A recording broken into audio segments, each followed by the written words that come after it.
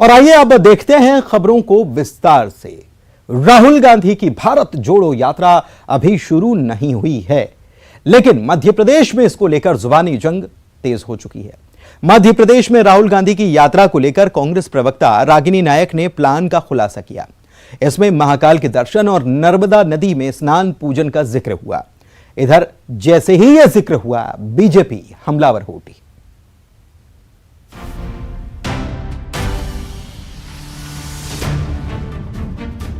7 सितंबर से राहुल गांधी की भारत जोड़ो यात्रा शुरू होने वाली है। भारत जोड़ो यात्रा में राहुल गांधी के साथ कुल 117 नेता कन्याकुमारी से कश्मीर तक पदयात्रा करेंगे। इस लिस्ट में मध्य प्रदेश के 10 कांग्रेसी नेताओं को भी जगह मिली है।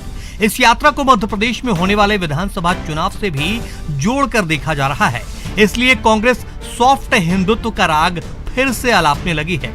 कांग्रेस प्रवक्ता रागिनी नायक का कहना है कि मध्य प्रदेश में यात्रा के दौरान महाकाल के दर्शन और नर्मदा स्नान पूजन करेंगे राहुल गांधी।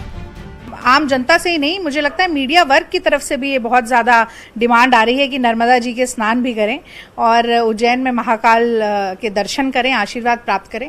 और ये मैं व्यक्तिगत रूप से बता सकती हूँ कि राहुल जी ने पहले भी एक बार ये इच्छा जाहिर की है, पर इसको हिंदुत्व से जोड़ना, देखिए हिंदुत्व भाजपा और संघ का एक पॉलिटिकल एजेंडा है। सावरकर ने इस शब्द का इस्तेमाल 1921 में पहली बार अपनी किताब में किया। तो हिंदू धर्म को हिंदुत्व के बराबर नहीं आप बताने की कोशिश करिए। अगर आप कहें कि क्या हिंदू धर्म में कांग्रेस की आस्था है, तो मैं कहूंगी हिंदू धर्म हो, चाहे देश का कोई भी और धर्म हो, दुनिया का कोई भी और धर्म हो, आस्थावान कांग्रेस पार्टी जरूर है, लेकिन हम मानते हैं कि धर्म व्यक्ति की निजी आस्था का मामला है, जैसा कि गांधी जी कहते थे। और राहुल जी ने बड़े स्पष्ट तौर पर कहा है कि ये यात्रा मेरे लिए सिर्फ एक राजनीतिक यात्रा या सिर्फ एक धार्मिक यात्रा नहीं है, मेरे लिए तपस्या के समान है। भोपाल पहुंची रागिनी नायक का कहना है कि राहुल गांधी की यात्रा सामाजिक, राजनीतिक और धार्मिक होगी, इसलिए राहुल गांधी ने अपनी यात्रा को तपस्या बताया है।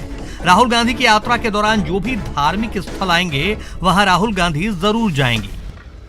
देखिए, जो भी महत्वपूर्ण धार्मिक स्थल आएंगे वो किसी भी धर्म से संबंधित हो। भारत में 80% हिंदू हैं, तो धार्मिक स्थल भी हिंदुओं के ही ज्यादा हैं। पूरे रास्ते में आपको हिंदू धार्मिक स्थल ही ज्यादा मिलेंगे।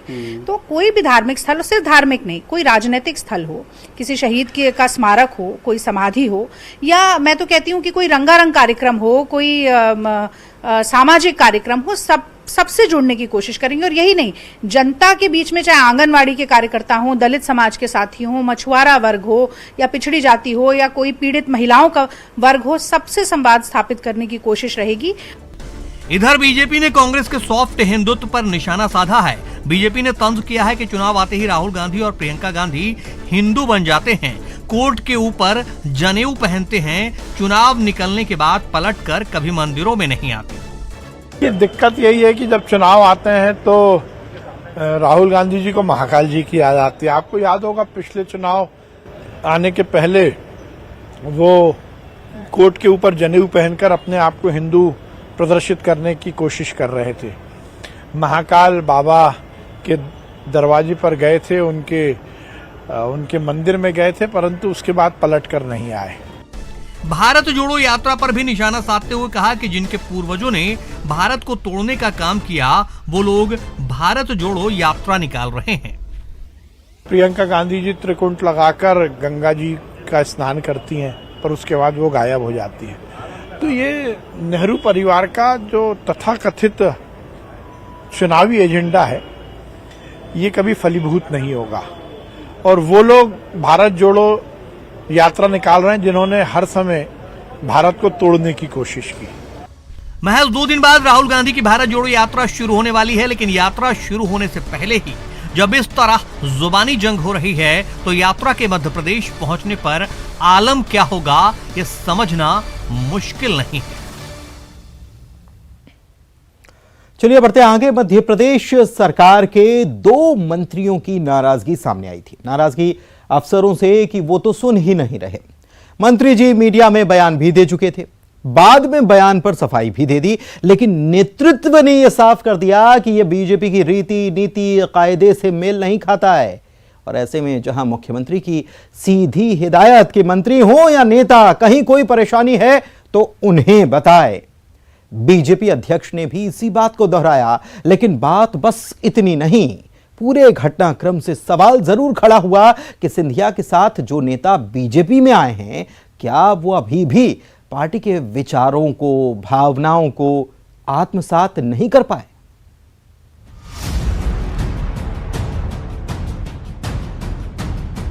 मध्य प्रदेश शासन में मंत्रियों की अफसरों से नाराजगी का मसला कल हुई बीजेपी की बैठक में भी उठा। मुख्यमंत्री शिवराज सिंह ने जहां अफसरों के मद्देनजर फेरबदल का संकेत दिया, तो कड़े लहजे में यह भी साफ कर दिया कि मंत्रिमंडल या पार्टी में किसी को कोई परेशानी हो तो मुझे बताएं, पार्टी अध्यक्ष या महामंत्री से बात करें। हालांकि यह नसीहत उस बैठक में दी गई जहां मीडिया मौजूद नहीं थी, लेकिन आज प्रदेश बीजेपी अध्यक्ष वी.डी. शर्मा ने फिर उसी बात को दोहराया कि बीजेपी अनुशासित पार्टी है, अगर किसी को कुछ कहना है तो पार्टी फोरम पर बात रखें। हमारे संगठन में हमारी व्यवस्था है, अगर कुछ हमें कहना है तो हम अपने संगठन के फोरम पर आंतरिक लोकतंत्र में अपनी बात कहने का भारतीय जनता पार्टी हमेशा उस सिस्टम पद्धति पर काम करती है। भारतीय जनता पार्टी मैंने कहा ना कैडर बेस है, लेकिन किसी पद्धति पर काम करती है, तो हमारे यहाँ ये व्यवस्था है। और इस प्रकार की बयानबाजी, बाकी सारी चीजों के बारे में जो आप लोगों तक चर्चाएं आती हैं, भारतीय जनता पार्टी अपने कार्यकर्ताओं को प्रशिक्षित भी करती है, अपने कार्यकर्ताओं को इस दिशा में दिशा निर्देश भी करती है। तो सामान्य तौर पर ये कोई बहुत ऐसा नहीं कि बड़ी कोई ये उसको हमने बड़े अभियान के तौर पर, ये तो नेचुरल है। हमारे कार्यकर्ताओं को ये संदेश हमारा नेतृत्व हमेशा से देता है और हमारी पद्धति भी कहती है। बीजेपी अध्यक्ष कहते हैं पार्टी कार्यकर्ताओं को हमेशा से संयमित रहने का संदेश रहता है। इधर कांग्रेस को बीजेपी पर हमलावर होने का मौका मिल गया। कांग्रेस के मुताबिक बीजेपी दोहरे चरित्र वाली पार्टी है। प्रीतम लोधी तुरंत कार्रवाई हो गई, जयंत मलैया, सिद्धार्थ मलैया तुरंत कार्रवाई हो गई। अरे महेंद्र सिसोदिया ने मुख्य सचिव को निरंकुश बताया, आपकी सरकार को कटघरे में खड़ा किया है, आपके मुख्यमंत्री पर सवाल उठाए कि अधिकारी डरते हैं, तो अभी तक क्यों नोटिस नहीं, क्यों तलब नहीं किया गया, क्यों कार्रवाई नहीं की गई, क्यों उनसे फोन पे बात करके मामले का पटाक्षेप हो गया। यदि आपको संगठनों का दम दिखाना था तो बुलाते, नोटिस, कार्रवाई करते, कारण बताओ नोटिस देते, जैसी प्रीतम लोधी पर और बाकी नेताओं पे आप कार्रवाई करते हैं। तो ये देखा जाता है कौन किसका समर्थक है। बड़े माई बाप का समर्थक हो, सत्ता की बैसाखी उस पर टिकी हो, छोड़ दिया जाता है। कमजोर नेता हो तो डंडा चला दिया जाता है। ये भाजपा का चरित्र है। हाल ही में मंत्री महेंद्र सिंह सिसोदिया ने अफसरों पर सहयोग न करने का आरोप लगाया था, तो मंत्री बृजेंद्र सिंह यादव ने भी ऐसी ही शिकायत की थी। मुख्यमंत्री और प्रदेश बीजेपी अध्यक्ष की हिदायत को इसी से जोड़कर देखा जा रहा है।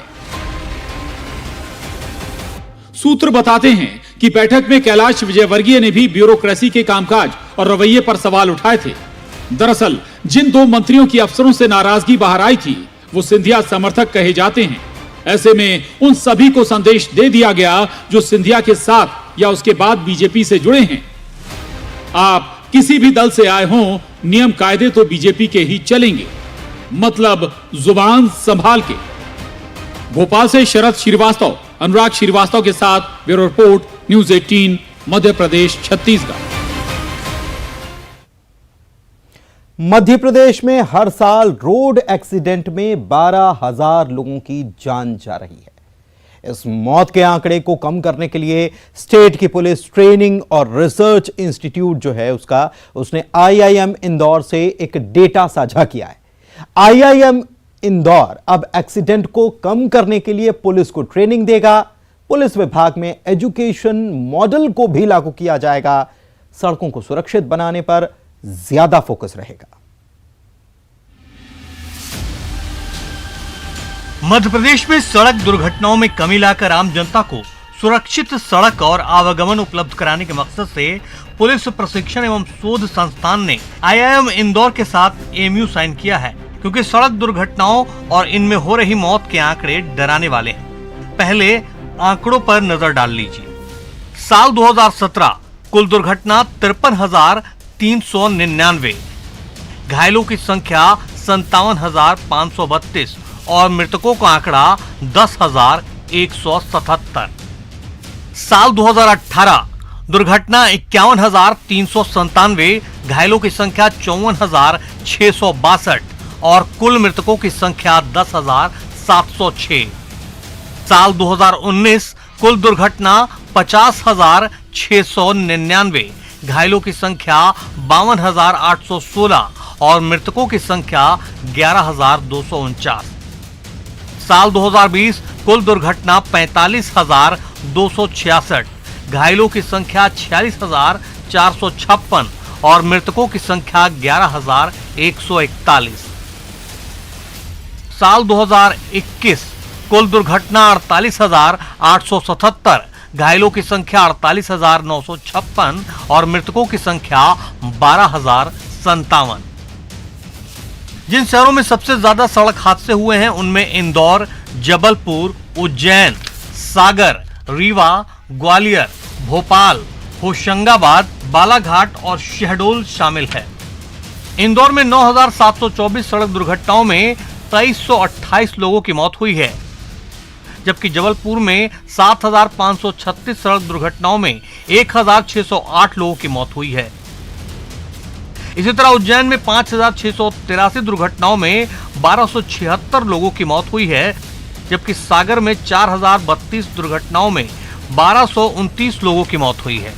रीवा में 4,253 सड़क दुर्घटनाओं में 1,216 लोगों की मौत हुई है, जबकि ग्वालियर में 3,919 सड़क दुर्घटनाओं में 954 लोगों की मौत हुई है, जबकि भोपाल में 5381 सड़क दुर्घटनाओं में 945 लोगों की जान गई है, जबकि होशंगाबाद में 2823 सड़क दुर्घटनाओं में 733 लोगों की जान गई है, जबकि चंबल में 2132 सड़क दुर्घटनाओं में 684 लोगों की मौत हुई है, जबकि बालाघाट में 2121 सड़क दुर्घटनाओं में 645 लोगों की मौत हुई है, जबकि शहडोल में 1286 सड़क दुर्घटनाओं में 439 लोगों की जान गई है।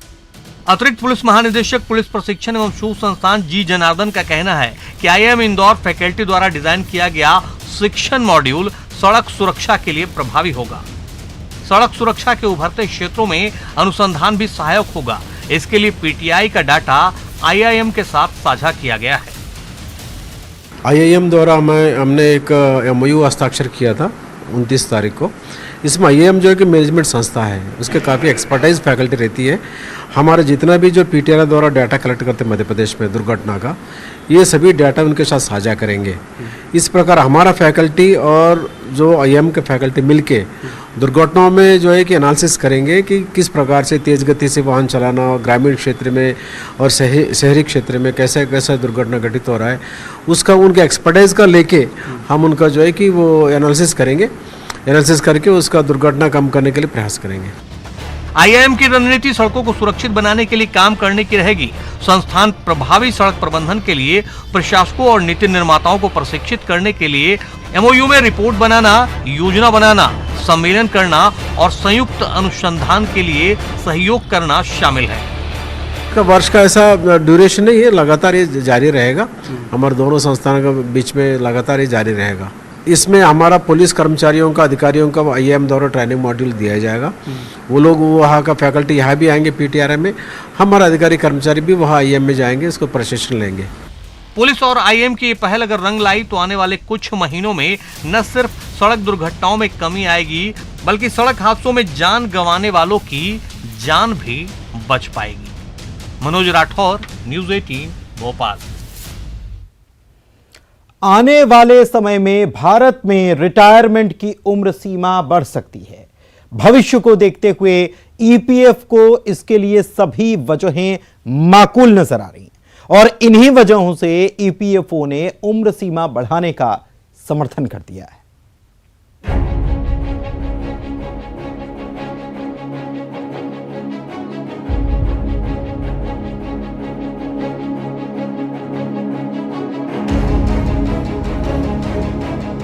कर्मचारियों के वर्तमान की कमाई के एक अंश को भविष्य निधि के तौर पर सहेज कर रखने वाला संगठन है EPFO। अब इसी संगठन ने अपने विजन डॉक्यूमेंट 2047 में कहा है कि भारत में साल 2047 तक करीब 14 करोड़ लोग 60 साल या उससे ऊपर की उम्र के होंगे।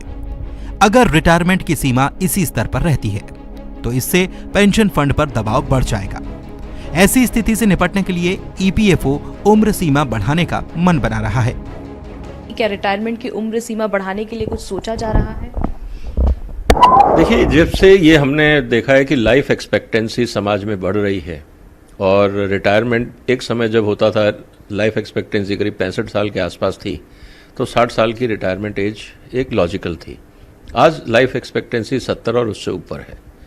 अब समस्या ये है कि अगर आप रिटायरमेंट एज नहीं बढ़ाते हैं तो जो बुजुर्गों का जो वेलफेयर है, जो उनकी सोर्स ऑफ इनकम है, क्योंकि बच्चे भी बड़े होकर अपनी अपनी दुनिया में निकल जाते हैं, इन बुजुर्गों को कौन संभालेगा, पहली बात। दूसरा, उनकी सोर्स ऑफ इनकम बहुत कम हो जाती है। तीसरी बात, जब बच्चे साथ नहीं रहते, हमारा न्यूक्लियर फैमिली का जो कॉन्सेप्ट बढ़ता जा रहा है, तो ओल्ड एज स्ट्रेस बढ़ता जा रहा है। तीसरा, एक तरफ आपको ओल्ड एज को पेंशन देनी है और एक्सटेंडेड ड्यूरेशन तक पेंशन देनी होगी, उतने रिसोर्सेज ईपीएफ में या जो हमारे रिजर्व्स हैं उसमें है नहीं। भारत में सरकारी से लेकर निजी क्षेत्र में रिटायरमेंट की उम्र अभी 58 से 65 साल के बीच है।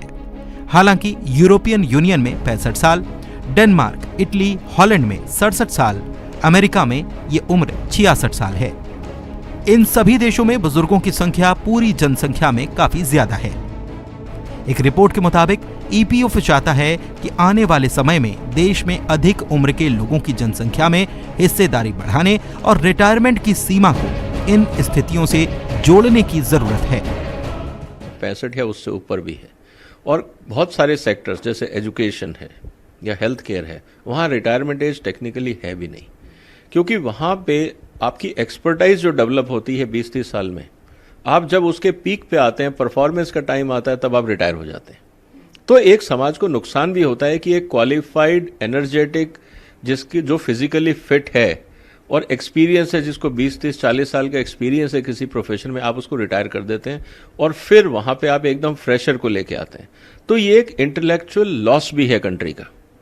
तो हमें लगता है कि इस हिसाब से जो ईपीएफ ने कहा है, उन्होंने तो फाइनेंशियल पॉइंट ऑफ व्यू से देखा है, क्योंकि सोशल सिक्योरिटी इंपॉर्टेंट है। दूसरी तरफ जो सामाजिक चैलेंजेस आ रहे हैं, जैसे न्यूक्लियर फैमिली बनती जा रही हैं, बच्चे परिवारों से दूर जाके काम कर रहे हैं, बुजुर्गों को सस्टेनेबिलिटी के लिए प्रॉब्लम आ रही है, एक वो इशू है। तीसरा, समाज में जो हमें एक्सपर्टाइज और एक्सपीरियंस चाहिए बुजुर्गों का, जो सीनियर लोगों का, मैं नहीं कहूँगा बुजुर्ग, बट सीनियर लोगों का, वो हम ले नहीं पाते, क्योंकि आप 60-62 साल की उम्र में आज रिटायर कर देते हैं, जबकि पॉलिटिकल लाइफ तो 60-62 में शुरू होती है। मौजूदा वक्त में जीवन स्तर बेहतर होने के साथ कई लोग ज्यादा समय तक काम करने के लिए खुद को फिट कर पाते हैं। इसीलिए रिटायरमेंट की उम्र बढ़ाने से न केवल इनका कार्यकाल बढ़ेगा, साथ ही ईपीएफ को अपना जमा बढ़ाने और उसके प्रबंधन के बेहतर अवसर मिलेंगे। Bureau report, news 18 Madhya Pradesh, Chhattisgarh. शिक्षक दिवस के मौके पर छत्तीसगढ़ की भूपेश बघेल सरकार ने छत्तीसगढ़ी भाषा को नई पहचान और नया सम्मान दिलाने के मकसद से यह फैसला लिया है कि सप्ताह में एक दिन छत्तीसगढ़ के सभी स्कूलों में छत्तीसगढ़ी भाषा में पढ़ाई लिखाई होगी। इसके साथ ही स्वामी आत्मानंद अंग्रेजी माध्यम स्कूलों में संस्कृत विषय की भी पढ़ाई का सरकार ने फैसला लिया है। भूपेश बघेल सरकार ने सत्ता में आते ही छत्तीसगढ़ी अस्मिता को एक नई पहचान दी है। वहां की कला संस्कृति हो, खान पान, बोली भाषा और पहचान ही क्यों ना हो, इसे छत्तीसगढ़िया सम्मान से जोड़ा है। मकसद भले ही सियासी हो, लेकिन मंशा तो सामाजिक है। अब इस अस्मिता को स्कूलों तक पहुंचाने का इरादा किया है और इसके लिए सप्ताह में एक दिन फिक्स कर दिया है। अब राज्य के सभी स्कूलों में सप्ताह में एक दिन छत्तीसगढ़ी भाषा के नाम होगा। तो बच्चों को सिखाने के लिए हमने निर्णय भी लिया है कि सभी स्कूलों में सप्ताह में एक दिन छत्तीसगढ़ की स्थानीय भाषा बोलियों को समर्पित करेंगे। आदिवासी क्षेत्रों में इस दिन स्कूलों में स्थानीय आदिवासी बोली में बातचीत कार्यक्रम होंगे, जिसमें कुड़ुक है, सरगुजिया है, हलबा है, गोड़ी है, दोरला है, इन सब बोलियों में उस दिन होंगे। और बचत जो स्कूल है उसमें छत्तीसगढ़ी भाषा में कार्यक्रम होंगे। राज्य में छत्तीसगढ़ी भाषा को बढ़ावा देने के लिए सभी स्कूलों में अब सप्ताह में एक दिन छत्तीसगढ़ी और आदिवासी बोली की शिक्षा दी जाएगी। बस्तर और सरगुजा क्षेत्रों में वहां की स्थानीय आदिवासी बोलियों के मुताबिक और दूसरे क्षेत्रों में छत्तीसगढ़ी भाषा में पाठ्य सामग्री भी तैयार की जा रही है। इसके लिए छत्तीसगढ़ी भाषा और आदिवासी बोलियों में शैक्षिक सामग्री भी तैयार हम कर रहे हैं, ताकि उसका उपयोग हमारे बच्चे कर सकें। सरकार का मानना है कि सप्ताह में एक दिन छत्तीसगढ़ी भाषा में पढ़ाई से स्थानीय भाषा को बढ़ावा मिलेगा और छात्रों में पढ़ाई के प्रति लगाव पैदा होगा। सरकार ने फैसला किया है कि भारत की संस्कृति और परंपरा को बढ़ावा देने के लिए स्वामी आत्मानंद अंग्रेजी माध्यम स्कूलों में संस्कृत विषय की भी पढ़ाई होगी। प्राचीन गौरव को पुनर्जीवित करने के लिए हम स्वामी आत्मानंद स्कूलों में भी संस्कृत के बेहतर शिक्षा व्यवस्था करेंगे, जिसमें हमारे बच्चे भारत के प्राचीन संस्कृति, साहित्य और कलाओं से परिचित हो सकें, ऐसे इसमें गर्व महसूस कर सकें। तो इसलिए स्वामी आत्मानंद अंग्रेजी स्कूल में भी संस्कृत में भी पढ़ाई होगी, संस्कृत के क्लास लगेंगे। आत्मानंद स्कूल को लेकर सरकार ने निर्णय लिया है कि संस्कृत का विषय भी पढ़ाया जाएगा और छत्तीसगढ़ी विषय भी पढ़ाया जाएगा, कंप्यूटर शिक्षा अनिवार्य किया जाएगा। शिक्षक नहीं है, न इंग्लिश के प्रोफेसर है, न इंग्लिश के टीचर है, न संस्कृत की नियुक्ति हो नहीं रही है। पुराने स्टाफ से पुराने शिक्षक पद्धति को ही आगे बढ़ा रहे हैं। भाषा, भोजन और पहनावा आपको अपनी जमीन से जोड़ते हैं और इसी खास मकसद से भूपेश बघेल सरकार ने अपनी सियासी जमीन को भी मजबूत करने के इरादे से छत्तीसगढ़ की हर एक चीज को अस्मिता से जोड़ा है, ताकि इस भाषा, बोली, खान पान और पहनावे के खाद पानी से सियासी फसल की भी अच्छी पैदावार हो।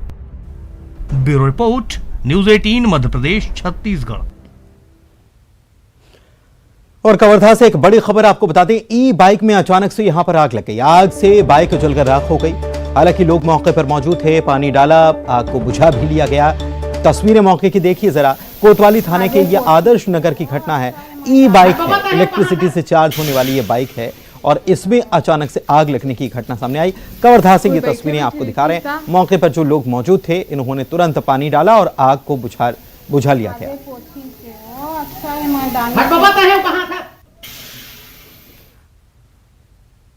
और चलते चलते आपको सिलिकॉन सिटी बेंगलुरु का हाल दिखाते हैं। बेंगलुरु में रविवार रात भर बारिश हुई और सोमवार सुबह भी बारिश जारी रही, जिससे कई रिहायशी इलाके और मुख्य सड़कें जलमग्न हो गई। बेंगलुरु के कई इलाकों में सड़कों पर पानी भर जाने के चलते वाहन भी फंस गए। लोगों को अपने घर और दफ्तर जाने में काफी मुश्किलात का सामना करना पड़ा। मौसम विभाग ने बेंगलुरु के लिए 7 सितंबर तक येलो अलर्ट जारी कर रखा है। और इसी के साथ इस बुलेटिन में फिलहाल इतना ही। नमस्कार।